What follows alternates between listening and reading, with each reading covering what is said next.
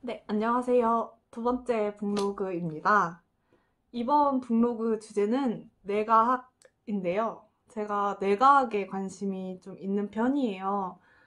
이유는 부전공으로 이제 디지털 미디어 커뮤니케이션 이런 학과를 하게 되었는데, 처음에는 이제 기호학에 관심이 많아서 그 학과를 들었다가 이제 우연히 뇌과학 수업을 듣고, 오, 되게 흥미로운 학문이다? 라는 생각을 하게 돼서 좀 좋아하는 과목, 이제 들었을 때 되게 좋았던 과목으로 기억을 하고 있었는데, 이제 학교 졸업하고 조금씩 멀어지고 있다가 근래에 코칭을 받게 되었어요. 근데 그 코칭이 내각을 베이스로 한 코칭이라서 제가 되게 많이 도움을 받았거든요. 그래서 내각에 대한 또 지적 호기심이 이제 증폭하고 있었을 때, 책을 좀 찾아보자 해서 책을 찾아보고 읽게 되었습니다. 네, 첫 번째 책은 어느 날 갑자기 공황이 찾아왔다 라는 책인데요. 네, 코칭을 진행하시는 의사 선생님께서 음, 쓰신 책이에요. 저는 뭐 공황까지는 아니더라도 이제 좀 심적으로 힘들거나 조금 더 나아간 긍정적이게 살고 싶다, 더 나아가는 방향으로 살고 싶다 하시는 일반인 분들은 모두 읽으셔도 삶의 방향에 무조건 도움이 된다고 생각합니다. 두 번째 책은 이야기의 탄생이라는 책입니다. 근래에 나왔죠. 뇌과학으로 풀어내는 매혹적인 스토리의 원칙. 이런 부제를 달고 있어서 사실 저는 이제 제목이랑 부제를 보고 책을 많이 고르는데 뇌과학이라고 있어서 사실 구매한 게 제일 커요. 하지만 이게 뇌과학보다는 이야기를 어떻게 쓰냐? 매력적인 이야기를 쓰는 법에 대해서 조금 더 바이블적으로 나온 책인 것 같아서 글을 조금 쓰시고 싶으신 분들한테 더 추천하는 편이에요. 책이 마지막에 이제 진짜 논문이랑 교재처럼 어떻게 이제 주인공 인물을 선택하고 플롯을 구성하는지 되게 자세히 나와 있는 책이라서 이야기를 쓰시고 싶은 분들에게 추천드리는 책입니다. 이제 책 이야기 하기 전에 제가 받은 이제 코칭에 대해서 먼저 말씀을 드리는 게 여러분께 도움이 될 것 같아요. 일단은 상담과 코칭이라고 처음 들었을 때는 내 과거 얘기해야 될 것 같고, 내가 아팠던 얘기, 내가 힘들었던 얘기를 해야 될 것 같은 느낌이 저도 엄청 강했고, 어, 날 좀, 내가 상담을 받는다고 하면 주변에서 안 좋게 생각할 수 있겠다라는 생각을 했었는데, 제가 받은 코칭이 이제 내과학을 기반으로 하다 보니까 그렇게 과거나 이런 얘기보다는 현재, 그리고 이제 앞으로 나아가야 할 긍정적인 방법에 대해서 많이 알려주셔서 제가 그걸 적용시키면서 진짜 많이 나아지고 되게 긍정적으로 변했거든요. 그래서 여러분도 이제 뇌 메커니즘에 대해서 조금만 알면 훨씬 더 긍정적이게 생각할 수 있으니까 얘기를 조금 들어보시고 해보시면 좋을 것 같습니다. 일단은 저희 생물 시간에 이과 분들이면 배우실 것 같은데 시냅스라고 하죠. 축색돌기랑 수상돌기. 축색돌기는 송신기, 수상돌기는 수신기. 이렇게 배우잖아요. 저희 축색돌기, 송신기는 하나고 수상돌기는 수신기가 굉장히 많대요. 그래서 하지만 1대1로 이제 접합이 하죠. 접합이 되면서 시냅스가 만들어지고 그곳에서 전기 반응이 일어난다고 해요. 그 전기 반응이 저희의 사고의 틀이 되고 고정관념이 될 수도 있는 거죠. 그 시냅스가 어떻게 부정적인 방향으로 가는지 긍정적인 방향으로 가는지에 따라서 살아가는 방식이 많이 달라진다고 해요. 저희 뇌는 똑똑하지만 그렇게 엄청 똑똑하진 않아서 긍정적인 워딩이 딱 들어왔을 때 긍정적으로 확 받아들일 수 있는데 부정적인 워딩이 들어갔을 땐 어떤 상황이라도 부정적으로 이제 마인드가 세팅이 된다고 배웠거든요. 근데 저도 코칭 전엔 그랬던 것 같아요. 되게 그냥 왜 안 될까를 먼저 생각했던 것 같아요. 그러니까 좀 더 제 사고에 고착되었었겠죠? 하지만 이제 코칭 후에는 부정 워딩을 이제 스스로 안 쓰려고 하고 있거든요. 그리고 이 시냅스 자체에서 그 연결 매개체가 액틴이랑 미토콘드리아 같은 단백질 성분이라고 해요. 저희 운동할 때 근력 키우잖아요. 그런 것처럼 이제 이것도 생각의 근육인 거죠. 단백질이 근육을 만드는 거니까. 그래서 저도 옛날에는 코칭 전에는 안 되는, 아까 말씀드렸듯이 안 되는 이유를 많이 생각하고, 이제는 좀 내가 될 수 있는 방향으로 많이 생각을 하게 되는 거예요. 생각을 하게 되었어요. 선생님께서 인간의 4단계 성장 단계에 대해서도 말씀을 해주셨는데, 인간은 이제 무의식과 무능력, 의식과 무능력, 의식과 능력, 무의식과 능력, 이렇게 4단계의 의식 상태를 가질 수 있대요. 무의식과 무능력은 뭐 더 나아가려는 이제 깨달음, 의식도 없고 그 행동도 이루어지지 않은 상태고, 의식은 내가 더 나아지겠다는 생각은 있는데 행동으로까지 이어지지 않은 상태라고 해요. 제가 이제 코칭을 받으려고 시작할 때가 이 상태였겠죠? 그리고 의식과 능력은 내가 바뀌는 생각도 있고, 이제 계속 긍정적인 행동을 하려고 의식적으로 활동을 하는 거죠. 무의식과 능력은 이제 내가 굳이 머릿속으로 생각하지 않아도 자유행동으로 긍정적으로 더 나아가는 방향으로 의식이 유지되는 그런 상태라고 해요. 우리 모두 무의식과 능력의 단계로 가서 마음의 안정이 있는 그런 의식 상태가 되었으면 좋겠습니다. 저는 이제 개인적인 얘기를 하면 기본적으로 사람을 되게 좋아하는 사람이라서, 과거 진짜 어렸을 때 초등학교, 중학교를 생각했을 때는 되게 막 사람들한테 다가가는 거를 두렵게 생각하지 않은 사람이었어요. 친구도 좀 많았던 것 같고. 근데 성인이 되고 좀 여러 가지 일이 있었거든요. 그 일을 겪으면서 약간 이 시냅스에서 제가 누구를 만났을 때 상처가 있었던 부분이 있으니까 그런 비슷한 상황이 오면 막 숨어버리고 이러는 현상이 나타난 것 같아요.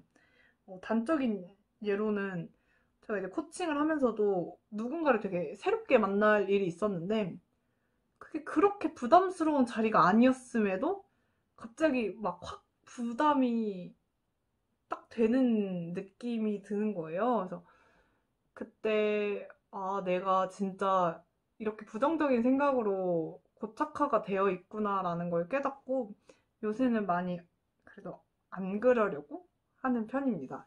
코칭 후에 원래 진짜 막 낯가린다고 하면서 사람 만나는 일을 되게 피했었는데, 요새는 그래, 해보자. 기본적으로 사람을 너무 좋아해서 많이 나아진 것 같아요. 이제 책에 대한 내 이야기를 해볼까요? 일단은 어느 날 갑자기 공항이 찾아왔다. 이 책 먼저 시작을 할게요. 책의 26쪽에 환자들이 나에게 자주 하는 질문이 있다. 쉬려고 할 때 특히 두려움이 엄습하는 이유는 무엇일까? 이들은 저녁 무렵 소파에 앉아 있거나 휴가를 떠났을 때 혹은 고속도로에서 운전을 할 때처럼 지루하고 반복적인 일을 할 때 불쑥 두려움이 찾아온다고 했다. 이 질문의 답은 매우 간단하다. 인간의 뇌는 스트레스를 받을 때만 반응하는 게 아니다.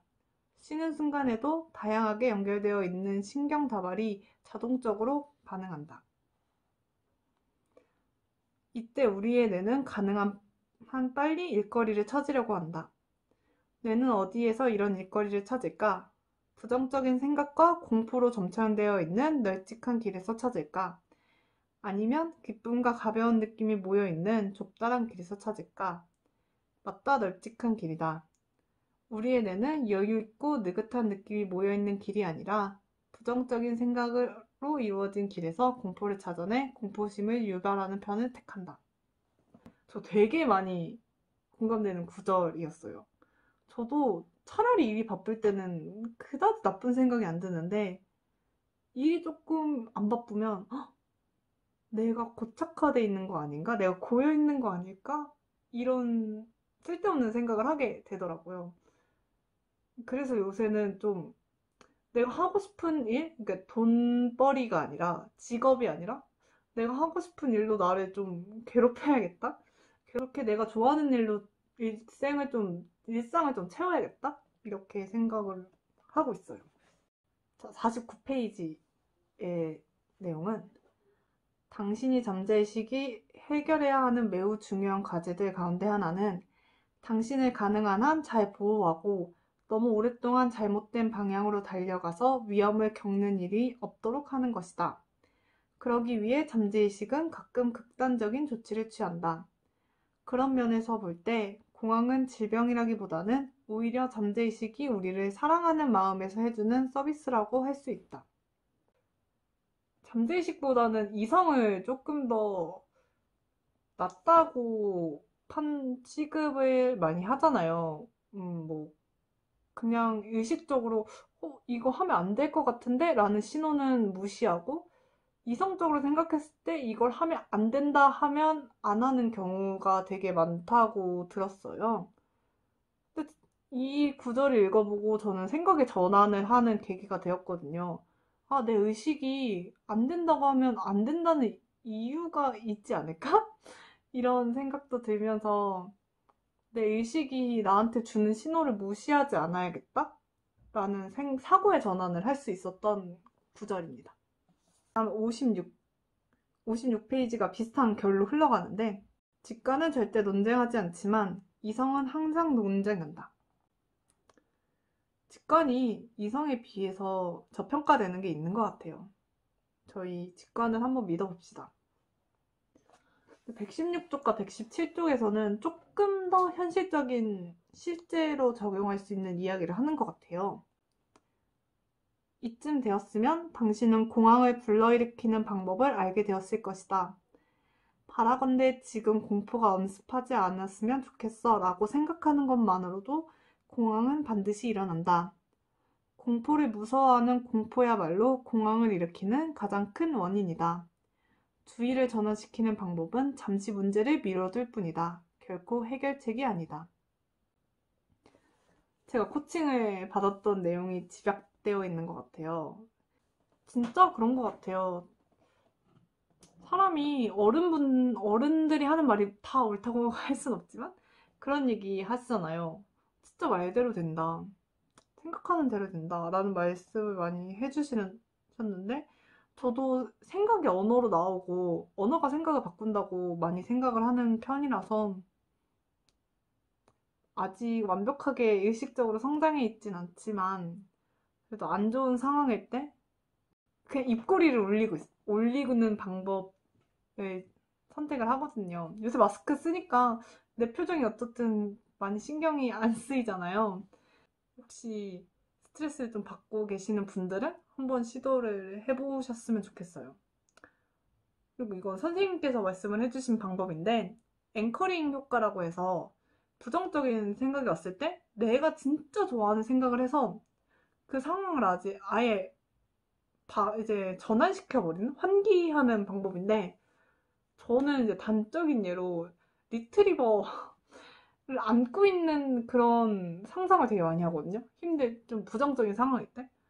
그럼 확실히 좋아져요. 진짜 약간 기분이 갑자기 확 상승하는 느낌이 들어서 여러분도 여러분만의 앵커링을 찾으셨으면 좋겠습니다.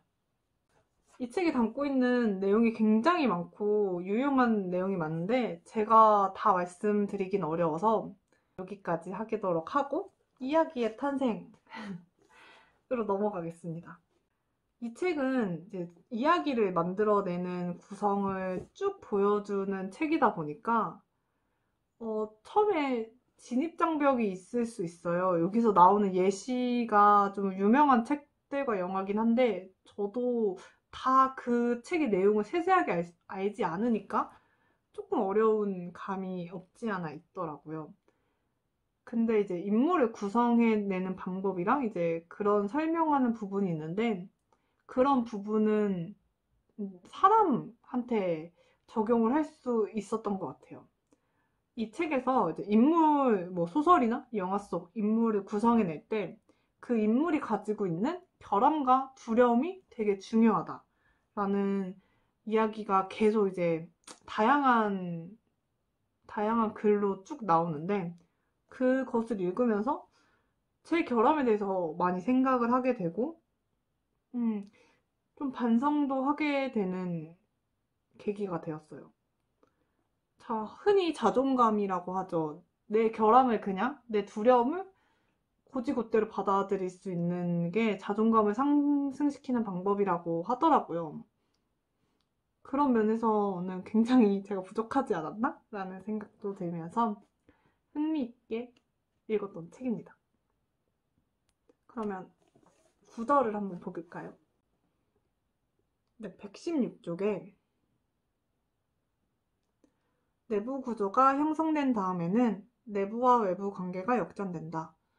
내부 구조가 환경에 의해 형성되는 것이 아니라 이제는 개인이 환경의 도전 앞에서 이미 형성된 구조를 보존하려고 하고 구조를 바꾸기가 어렵다는 것을 깨닫는다. 우리는 환경의 도전에 우리 나름 왜곡된 생각과 주장과 공격성으로 대응한다. 환경생리학자 브루스 웩슬러 교수는 이렇게 설명한다. 우리는 이미 형성된 구조에 맞지 않는 정보를 무시하거나 망각하거나 적극적으로 의심하려고 한다. 지능은 이처럼 스스로 공정하다고 믿는 착각을 깨트리는 데 효과적이지 않다. 똑똑한 사람들이 자기가 옳다고 증명하는 방법을 잘 찾지만 자신의 오류를 찾는 데는 허투툴다. 이 내용이 이제 앞뒤 내용을 읽으셔야 이해가 되실 텐데 어떤 내용이냐면 사고가 고착되는 것에 대한 이야기를 하는 거예요. 그래서 우리 뇌가 이제 형성이 되고 나서는 우리의 생각이 옳다는 전제하에 두기 때문에 반대되는 의견을 나왔을 때는 의심하고 본다는 내용인데 이 구절을 읽고 되게 많이 반성하게 되었어요. 저도 은연중에 내가 옳다라는 생각을 하면서 남의 의견을 받아들이지 않았나? 라는 반성도 하게 되었고, 사실 제 가치관 자체가 편견 없이 사람을 바라보고, 사람이 아니더라도 편견 없이 남을 바라볼 수 있고, 좀 선한 영향력을 주는 사람이 되고 싶다는 게 제 가치관인데, 내가 진짜 편견 없이 남의 생각을 들었나? 나와 다른 의견은 어떻게 들었으면 어떻게 행동했을까라는 반성을 하게 되었습니다. 네, 120쪽은 제가 아까 말씀드렸던 거를 조금 더 부연 설명하는 부분인데요. 우리와 입장이 반대인 사람을 만나면 일단 부정하고 본다. 불안을 느끼고 화를 내고 복수심을 느끼면서 그 사람이 실패하고 수모당하기를 바랄 수 있다. 우리는 비슷한 생각을 가진 사람들을 옆에 두려고 한다. 사람들과 소통해서 가장 즐거운 시간은 논쟁거리에 대해 함께 같은 생각을 나누면서 유대를 형성하는 시간이다. 많이 반성하게 되었습니다. 저도 이랬을 것 같아요.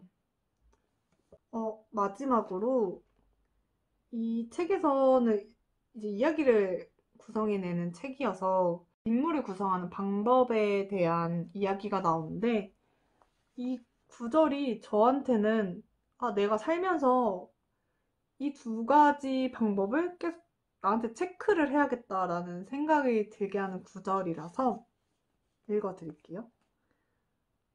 첫째, 세계에서 원하는 것을 얻으려면 어떤 사람이 되어야 하는지 알려준다. 둘째, 나쁜 일을 피하려면 어떻게 해야 되는지 알려준다. 이게 이제 이야기 속에서 인물을 보여주는 방법으로 나와 있는 건데, 구절을 보니까 사람한테 되게 중요한 것은 내가 뭘 원하고 얻으려고 하는 건지랑 어떻게 나쁜 일을 피하는 건지 이 두 가지가 되게 중요한 거구나라는 생각이 들더라고요. 그래서 이제 내가 진짜 어떤 거를 계속 원하나? 저는 혼자 계속 물어보거든요. 이 상황에서 너가 진짜 원하는 게 뭐냐? 그리고 두 번째는 이 상황에서 네가 진짜 불편한 게 뭐고? 그 불편함을 어떻게 피하려고 하느냐? 라는 거를 계속 저한테 물어보면서 자가검열을 하고 있는데 두려움을 피하는 방식이 내 가치관과 맞아 떨어지면 저는 제 스스로 저를 괜찮은 있는 사람이라고 생각할 수 있을 것 같아서 그래서 더 중요시 생각을 하는 것 같아요. 내과학이라는 게 저도 너무 어렵고 그냥 지금 책 자체가 너무 어려워서 두 번째 블로그는 조금 더 많이 횡설수설한 것 같은데 어느 날 갑자기 공항에 찾아왔다라는 책은 진짜 누구나 읽으면 도움이 될 수 있는 내과학의 베이스도 알려주고 내 불안에서 어떻게 벗어날 것인가? 라는 것을 조금 해결해 줄 수 있는 책이라서 이 책을 많이 추천하고 이야기의 탄생은 이제 이야기를 진짜 만들고 싶으신 분? 창작을 해내고 싶으신 분들? 그런 분들이 읽으시면 너무 도움이 될 것 같아요. 이 두 책 다 내과학을 베이스로 하고 있고, 둘 다 저는 너무 흥미롭게 봐서 한번 읽어보셔도 좋을 것 같습니다. 너무 너무 횡설수설했던 것 같은데, 세 번째 북로그는 제가 정말 좋아하는 책으로 할 것 같아요. 조금 쉽게, 조금 더 가볍게 갈 생각이고, 다음에 올라오는 영상도 시청 부탁드립니다.